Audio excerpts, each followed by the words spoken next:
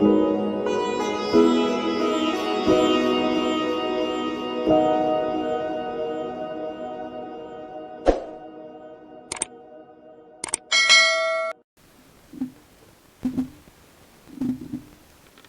வணக்கம். இது என்னோட முதல் மேடை. என்னோட டென்ஷன் என்னன்னா அதிகமாக ஆங்கிலம் கலக்காமல் பேசணுமே அப்படிங்கிறது தான். நல்ல வேலை எங்கள் அம்மா வரல. தோழர்கள் சொன்னாங்க அம்மாவை கூப்பிட்டு வந்துங்க. நல்ல வேலை வரலன்னு சொல்லிட்டு நான் முதல்ல வந்து எங்கள் அம்மா வேண்டாம்னு நினச்சேன். நல்ல வேலை வரல. அவங்க வந்திருந்தா பயந்தே வந்து என்ன சாவடிச்சிருப்பாங்க. இத்தனை பேர் இவ்வளோ விஷயம் பேசினதுக்கு. இதில் வந்து இந்த குருமூர்த்தி ஆர்டிக்கல் வந்து என்னோடய லைஃப்பை மாற்றினது. அதுக்கான விதை வந்து வினோத் கே ஜோஷுங்கிற ஒரு என்னோட முன்னாள் எடிட்டர், என்னோட மென்டர், அவர் வந்து ஒரு 2009-10 வந்து இதை ஆரம்பித்து வச்சார். நான் அதை பற்றி நான் எல்லா இடத்துலையுமே எழுதுனேன். வினோதோட 13 வருஷ கனவு வந்து பல ரிப்போர்ட்டர்ஸ் கிட்ட, பல பேர்கிட்ட அவர் கேட்டு கடைசியில் என்னோட இன்டர்வியூவில் ஒரே கொஷின் அதுவாக தான் இருந்தது, will you do a profile on Gurumurthy? அதுக்கு நான் சொன்ன பதில் தான் எனக்கு அந்த கேஎஸ் ஃபெலோஷிப்புமே வந்து எனக்கு கிடச்சிது. ஸோ இந்த வேலை கிடைச்சதுக்கே காரணம் குருமூர்த்தின்னு தான் நான் சொல்லுவேன். ஸோ முக்கியமான எனக்கு என்னோட ஃபஸ்ட்டு தேங்க்ஸ் வந்து வினோத்க்கு தான். என்னை வந்து நான் ஒரு 40s தான் வந்து ஜேர்னலிஸ்டே ஆனேன்.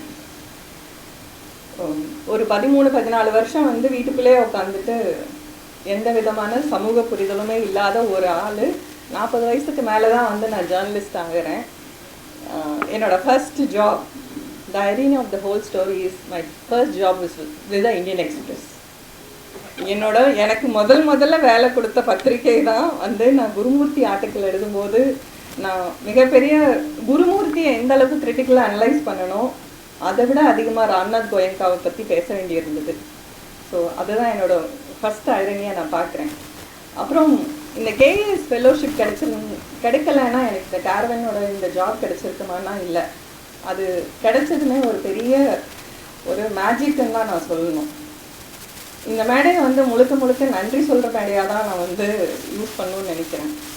அது இந்த கேஎஸ் ஃபெலோஷிப் நான் வந்து நான் ஆக்சுவலாக அப்ளை பண்ணதுக்கு காரணமே வந்து தோழர் வாகீதா தான். எனக்கு வந்து 4 நாள் முன்னாடி தான் எனக்கு தெரியுது அதோட லாஸ்ட் டேட் வருதுன்னு. அந்த நேரத்தில் வந்து எனக்கு ஃப்ரோசன் ஷோல்டர்ஸ் இருக்குது, என்னால் கை தூக்கவே முடியாது. And I hate to give 1000 word pitch to the proposal. நான் வந்து அன்றைக்கி எழுந்திரிக்கும் போதே இந்த லாஸ்ட் டே தான் நான் இதை பண்ணணும்னு நினைக்கிறேன். ஏன்னா அதுக்கு முன்னாடி நான் வேறு வேலையில் இருந்தேன். நான் எழுந்திரிக்கவே முடியல, கை தூக்க முடியல. அப்போது நான் இது வேண்டாம், இது விட்டுறலாம், இது நமக்கு சரி வராதுன்னு நினச்ச நேரம் தான் வாகீதா வந்து எனக்கு ஒரு ரெக்கமெண்டேஷன் லெட்டர் கொடுத்துருந்தாங்க. ஏன்னா ப்ரப்போசல் கொடுக்கும்போது கேஎஸ் இந்த ஃபெலோஷிப் ப்ரப்போசல் கொடுக்கும்போது ஒரு ரெக்கமெண்டேஷன் லெட்டர் கொடுக்கணும். அதில் வாகீதா கொடுத்த லெட்டர் அதுதான் என் லைஃப்பில் வந்து எனக்கே அடையாளப்படுத்தி காமிச்சது வாகீதான்னு தான் சொல்லணும். அவங்க இன்றைக்கி இல்லாமல் இருக்கிறது எனக்கு ரொம்ப பெரிய வருத்தம். அவங்க ஏதோ பர்சனலாக அவங்களுக்கு ஒரு பெரிய இழப்புங்கிறதுனால அவங்க வர்றதுக்கு இயலலை. அது வாகீதா என்னோட கேஎஸ் ஃபெலோஷிப்புக்கு அவங்களும் ஒரு முக்கியமான காரணம். வினோத், வாகீதா, அப்புறம் என்னோட எடிட்டர் அபய். நான் கேரவனோட என்னோட பயணம் ஆரம்பித்ததே வந்து முதல் முறையாக கோவையில் நடந்த நீலச்சட்டை பேரணிக்காக தான் என்னை முதல்ல அபய் வந்து என்னை வந்து அப்ரோச் பண்ணார். நான் ஃப்ரீலான்ஸ் பண்ணறதுக்கு ஆரம்பித்த போது எனக்கு அப்போ வந்து கேரவன் பற்றி எதுவுமே எனக்கு நிஜமாகவே தெரியாது.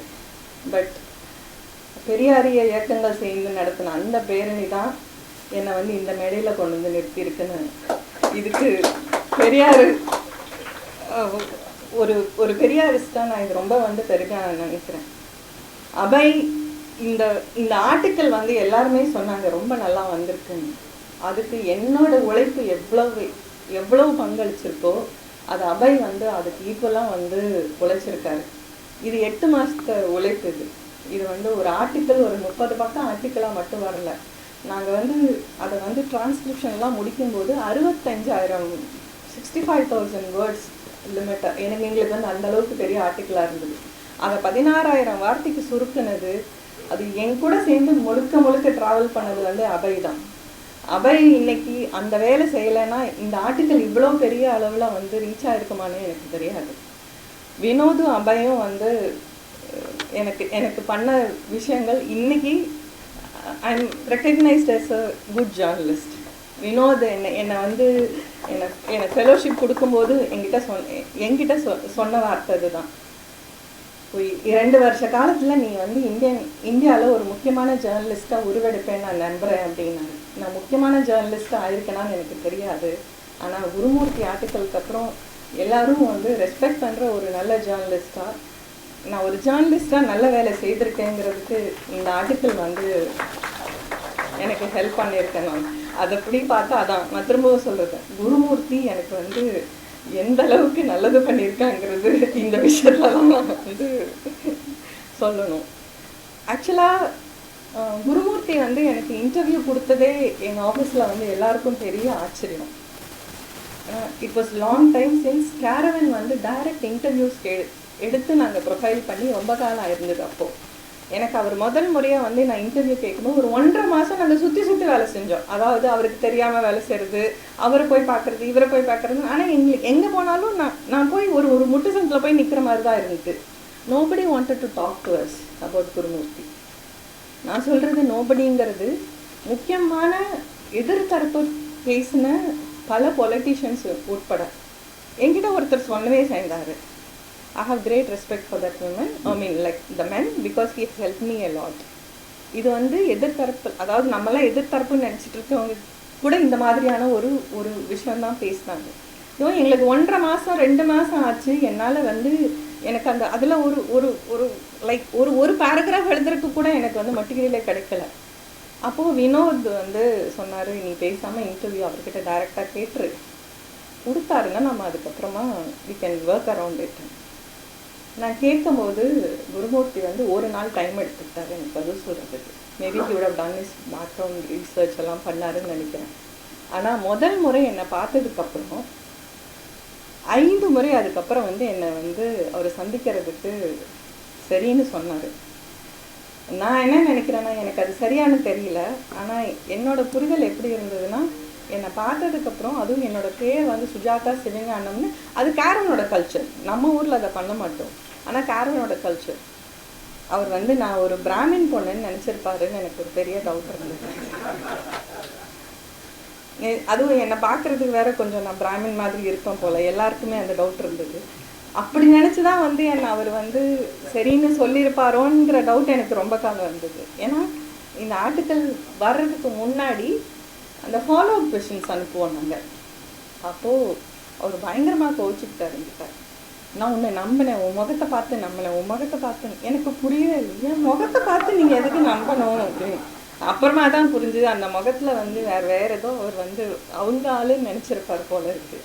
எனக்கு இது உறுதிப்படுத்த முடியல, பட் ஆனால் என்னோடய ஃபீலிங் அதுதான். இந்த ஆர்டிக்கல் வர்றதுக்கு நடுவில் எனக்கு ஒரு ஆக்சிடெண்ட் ஆச்சு. அப்போது என்னோடய sources, one of the sources கூட சொன்னார், நிஜமாவே இது ஆக்சிடெண்ட் தானவா இல்லை இது வந்து வேறு ஏதாவது விஷயமானு. அந்தளவுக்கு வந்து அவருக்கு வந்து பயம் இருந்தது. பட் ஆனால் நிஜமாவே அது ஒரு ஆக்சிடெண்ட்டு தான். 8 மாதம் உழைப்புக்கு அப்புறம் இந்த வந்தது என் வாழ்க்கையை மாற்றிருக்கு. இப்போது நன்றி சொல்லணுன்னா வினோத், அபய், வாகீதா, அப்புறம் ஆதவன் தோழர். என்னை எவ்வளோ வாட்டி நான் அவர்கிட்ட வந்து கேள்வி கேட்டிருப்பேன்னே எனக்கு தெரியாது. ரொம்ப நெய்வாக கூட நிறைய விஷயங்கள் நான் கேட்டிருக்கேன் அவர்கிட்ட.